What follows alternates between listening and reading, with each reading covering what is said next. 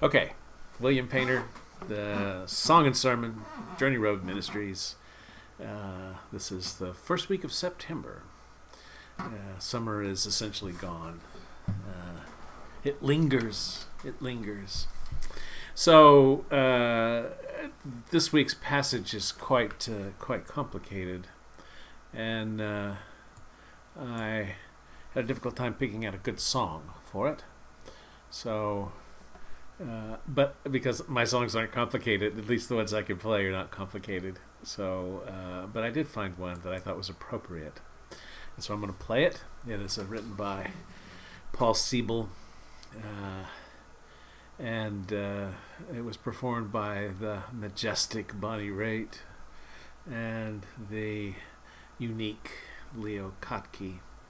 And if you want to really hear it done well, go listen to one of those masters. But I'm going to play it, and then we're going to talk about it in this week's passage.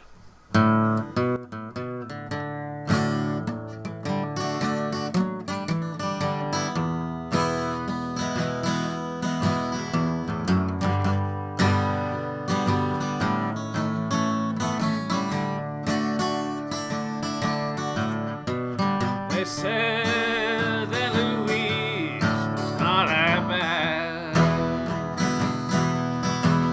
It was written on the walls and window shades, and how she'd act the little girl, a deceiver. Don't believe her, that's her trade. Sometimes a bottle of perfume, flowers, and maybe some lace. Then brought Louise tents and trinkets. Their intentions were easily traced, and everybody knew at times she cried. But women like Louise, they get by.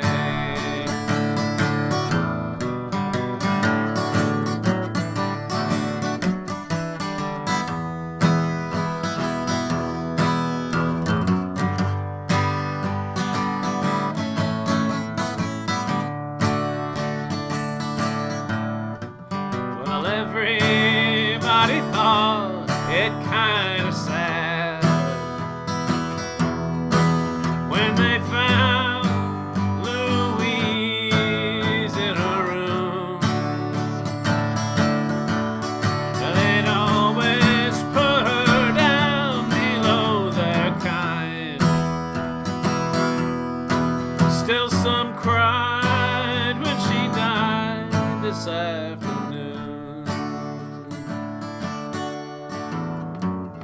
Louise rode home on the mail train.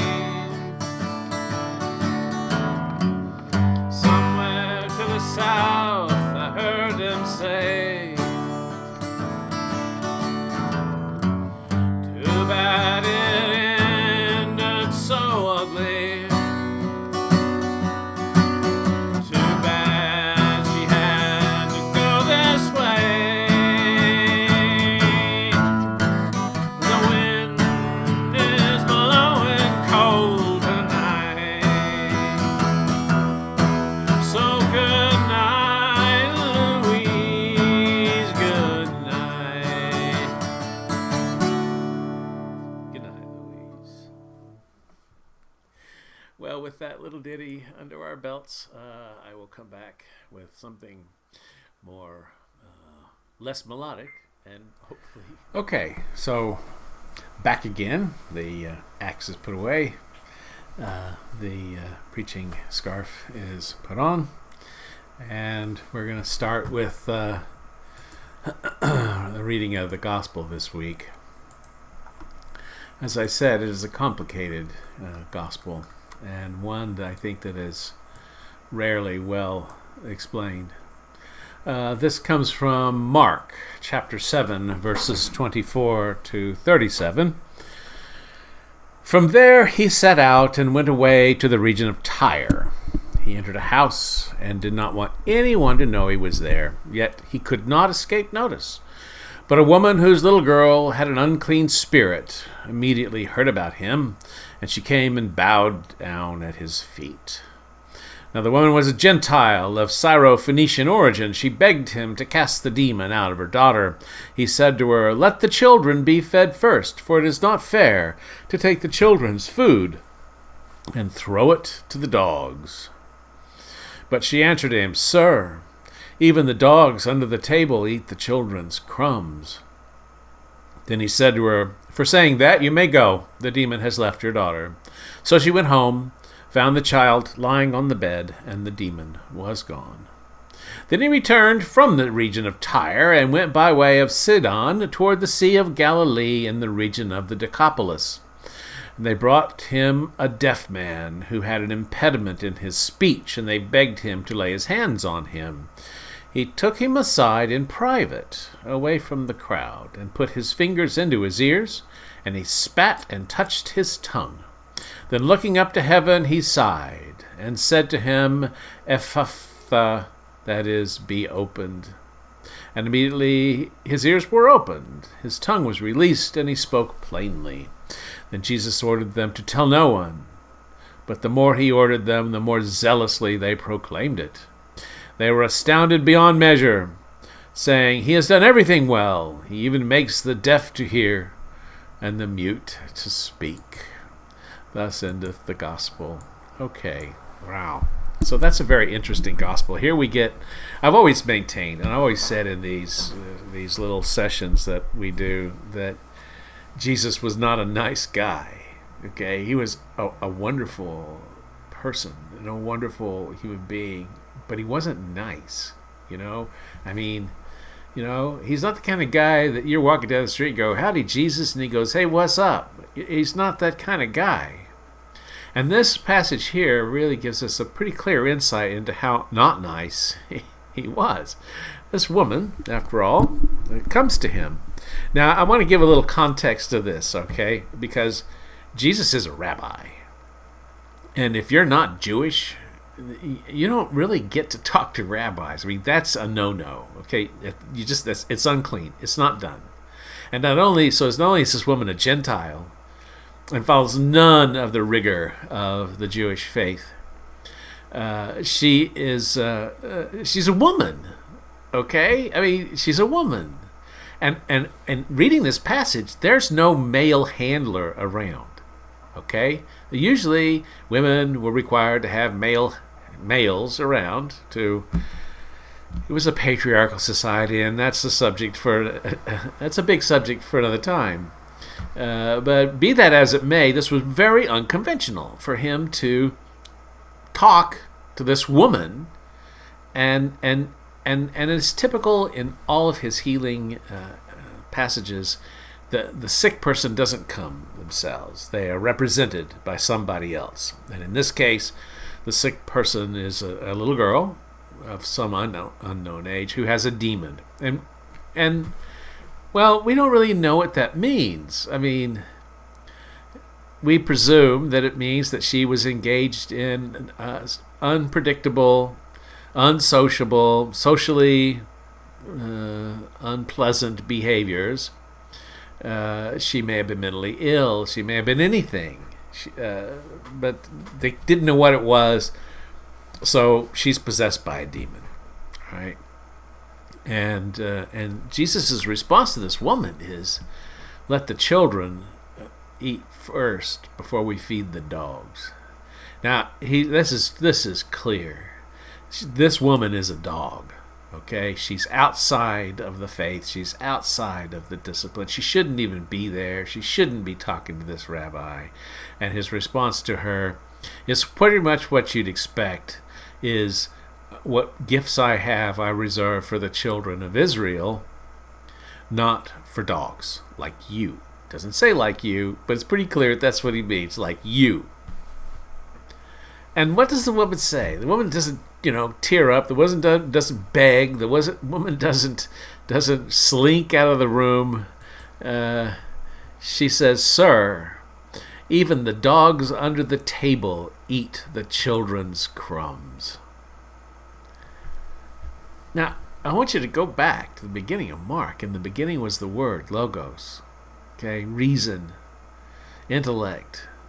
And this woman uses logos to tell Jesus he's making a mistake.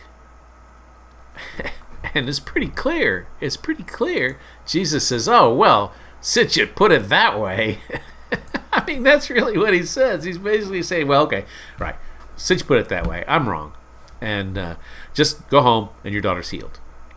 Now, the reason I say this passage is poorly interpreted is that as I was looking up, I'm a good academic. I look and see what everybody else says first, right? Because I don't want to repeat somebody else's work, and I certainly don't want to say what everybody else is saying, okay? Because it's been said. So I was looking at, and a lot of the more conservative Christians, more evangelical Christians, who emphasize the miracles, the healing, Jesus' divinity, for example, they're saying, well, he must have had a twinkle in his eye because he knew he was going to cure her all along, so he was teasing her. I can't find any other passages in the Bible where you could actually say, oh, Jesus must have been pulling their leg. I mean, Jesus is serious as a heart attack like all the time. I mean, there was a real question in medieval theology as to whether Jesus ever laughed. Okay? The portrayal of a laughing Jesus, the portrayal of humor in textual, when the monks were, copying the text, the holy text, there was to be no humor. It wasn't funny. This is not funny. Stop laughing. And so there was a question, a serious question. Did Jesus laugh? And of course, to be human, Jesus would have had to have laughed.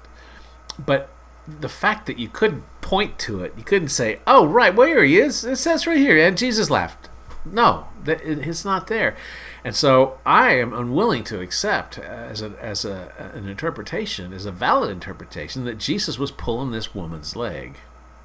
He knew what it was like. He knew what she felt. He knew that when a parent has a child that is sick, that is one of the most poignant, difficult moments. I mean, I know you have seen this in our pandemic, parents beside themselves because their kid's in the hospital on a ventilator and they're dying, and they will do anything to save that child. And for this woman to seek this man out was an act of bravery and desperation. And anyway, what the heck is he doing in Tyre? I mean, did he get lost? Okay, it's nowhere near his stomping grounds. So he's in Tyre. He's basically a stranger in a strange land, is what he is.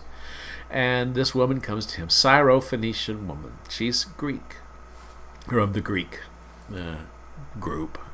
And she comes to him and she says, I've got a sick kid. And he says, you're a dog, and I'm not going to save my talents for my children. And she said, even the dogs get the crumbs from the children's table. And he says, you're right, and I'm wrong. And okay, so just wrestle with that for a minute. Jesus says, you're right, since you put it that way. The precise words, and of course I don't do Greek, for saying that you may go. Because you said that, your child is healed. Okay? And this is impossible to accept, that Jesus made an error, that Jesus was proven wrong through dialogue, that Jesus was convinced otherwise. Because Jesus is, if you're in the group that says Jesus is God and Jesus is perfect, then that none of that can be read into this text. But I'm of the group that believes Jesus was a human being. Now, he never said he was the Messiah. Other people called him that. He just said he was the Son of Man, okay? The son of human beings, the son of the human race. And I can't speak to his divinity. I can't. You may say, oh, well, you're not a Christian. If Jesus wasn't divine, you're not a Christian. Well, I can't. I can't speak to that. I do know that in the Bible, in the Scripture, we have a God that is loving and a God that sustains us and a God whose table is not limited, that the feast, we live in a time where love limited resources. Oh my goodness, limited resources. We don't have limited resources. We have plenty of resources to feed and clothe every human being on this planet in such a way that they can be healthy. We just don't do it. We choose not to do that. We watch billionaires pretend to go into space, okay, and think, whoa, that's great. And that's, in my opinion, that's really not great at all, okay? How is it they have so much money that they can spend it on idle pursuits such as, oh, I made it in space. Okay? That is unchristian. That is not Christ-like. And so I use this song, Louise, and when you listen to the words of the song, you're like, oh yeah, Louise was a prostitute. Women like Louise, they get by. She acts like a little girl, but she's a deceiver. Don't believe her. That's her style. She's a hooker. She's a prostitute, making her way on men who pay money to spend time with her and pretend they didn't. And here's this woman here. Louise was a dog, and this woman is a dog. And yet Christ's response to her was, because you said that, your child is healed. This is wisdom seeking faith, and faith seeking wisdom. Now, you want you to mull on that a little bit, okay? Because she used reason, she used Jesus' own argument against him, and she won, and her child was healed. Now, the second healing story, and the interesting thing is, there's really two stories in one. I mean, I don't know what people in black robes and candles shut themselves up in a room somewhere and decided to break up the Bible into these common lectionaries, okay? And they decided to break this one up. I'm ignorant. I don't know. I've scratched my head more than once thinking about it. Why this? And because this really has two stories in it.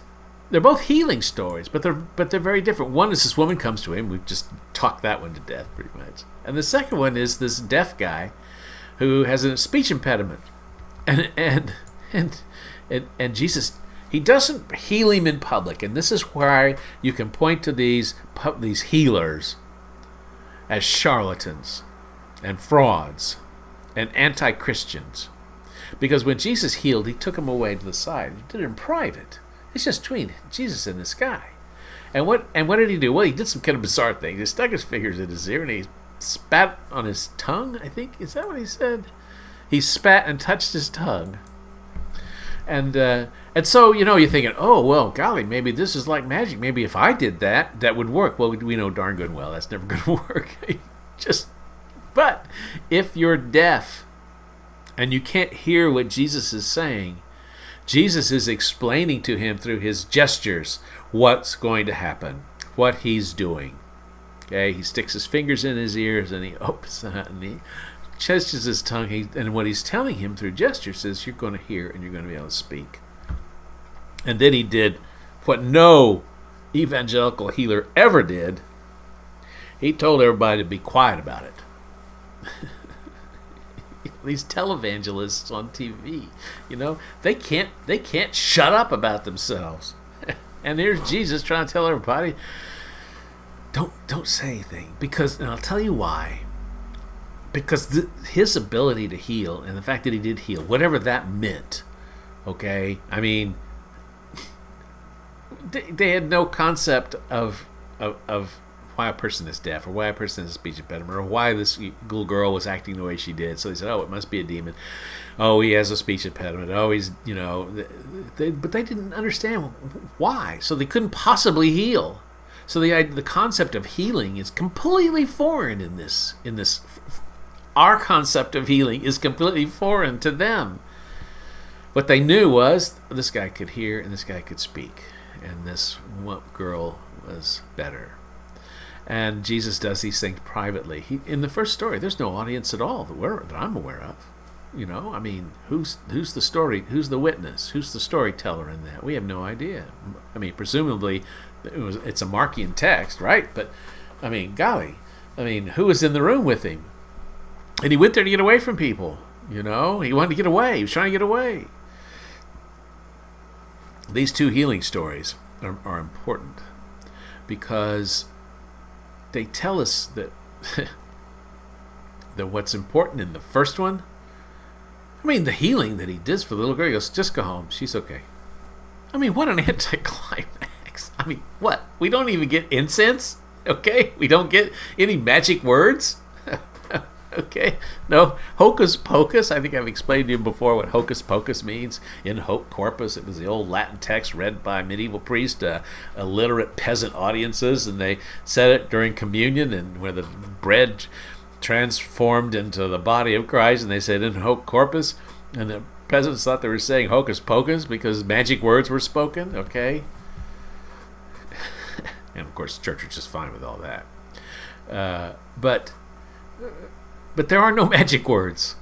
When I read this passage like a whole bunch of times, I'm like, yeah, it's building up. Oh, it's pretty good. Oh, he told her a dog. Bad news. And then she argues with him and proves him wrong, and there's a happy ending. And that's the end of the story. Oh, go home.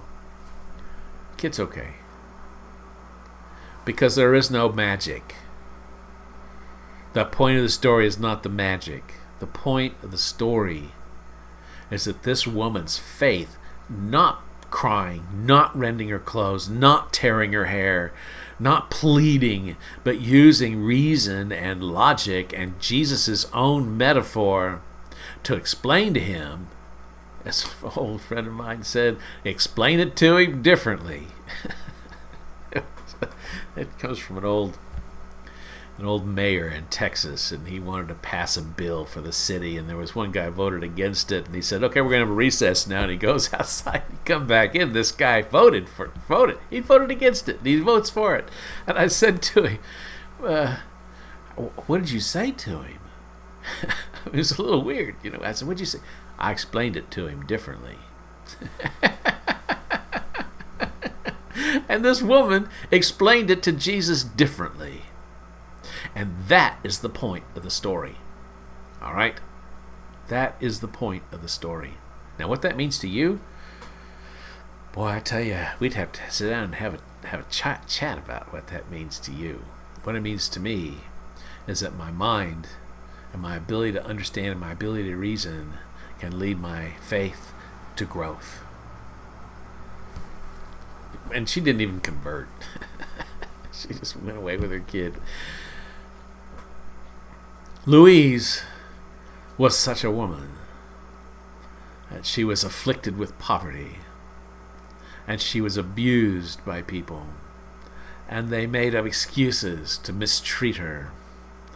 And then she died, and she went home in a mail train, and it was sad, because she was a human being whose worth and value was just as great as all the men who lined up outside of her room. And I think about Louise, and I think about what Texas has done to women, and I think, it's time for us to use a little reason here to let our faith grow further. Anyway, I've spoken too long. They say Louise isn't half bad. Maybe I'm not half bad either. Maybe none of us are half bad. Thank you very much for listening. God bless every one of you. I'll see you on the flip side.